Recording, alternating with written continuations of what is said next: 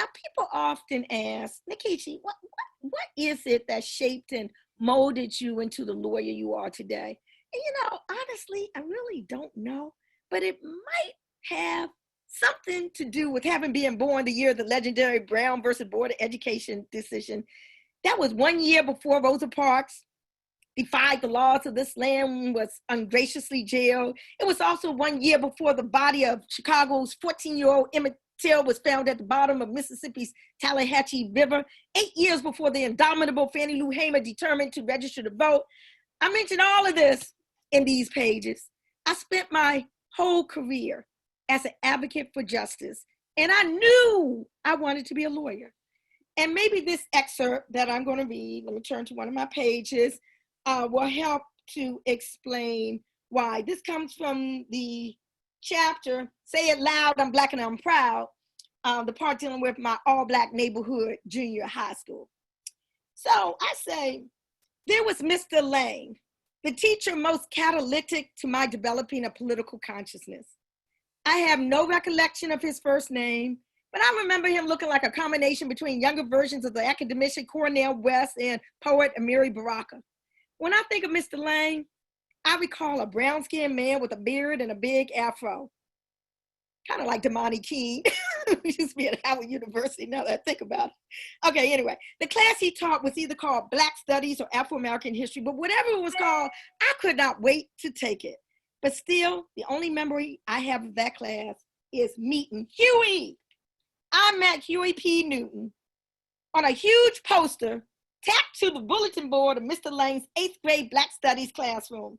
The image on that poster was of a proud, determined Black man with a black beret cocked on his head, a rifle gripped in one hand, and a spear nestled in the other. Let me see if y'all can see that picture. Okay. Sitting in a posing majestically in a Grand Slam wicker chair. I was mesmerized. Ooh, he's so cute. One of my classmates nearly swooned. I wish he was my main squeeze, another muse. Yep, all the teenage girls in my class were giggling over how fine they thought Huey Newton was. But I was mesmerized not by his looks, but because of his circumstances. Why is he in jail? I pondered. And why are his lawyers white? These were the questions that kept turning over and over in my mind. The question that gnawed at my soul the most was, where are the Black lawyers to represent the Black people? After seeing that poster and entertaining that question, I knew right then that I wanted to be a lawyer. My rationale was quite elementary. I looked around and saw members of the Black Panther Party getting shot up and thrown in jail. I was shocked that, for the most part, white lawyers representing them, progressive lawyers, yes. Radical lawyers, yeah. But did I see anybody looking like me representing them? I did not. In junior high school, I became aware of the Panthers because they were controversial and they made the front page news. But I lacked the tapestry of history in which to set the organization.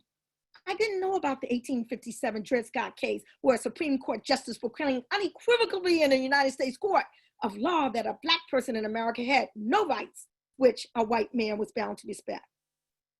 I was oblivious to the 1822 trial at Denmark Beach, who mobilized over 9,000 Blacks and masterminded a slave uprising in South Carolina.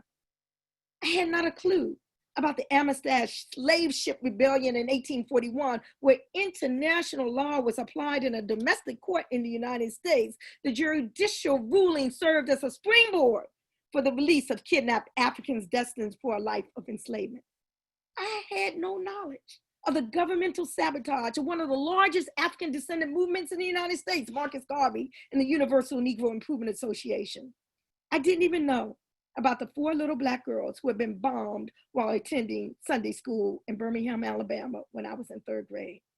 I can't say that Mr. Lang and the Black Studies class educated me to any of these Black history facts, but I can say that the class he taught helped ignite a lifelong thirst for knowledge of Black history. And once ignited, I dug for the truth and found books and research that fanned my passion into a burning flame.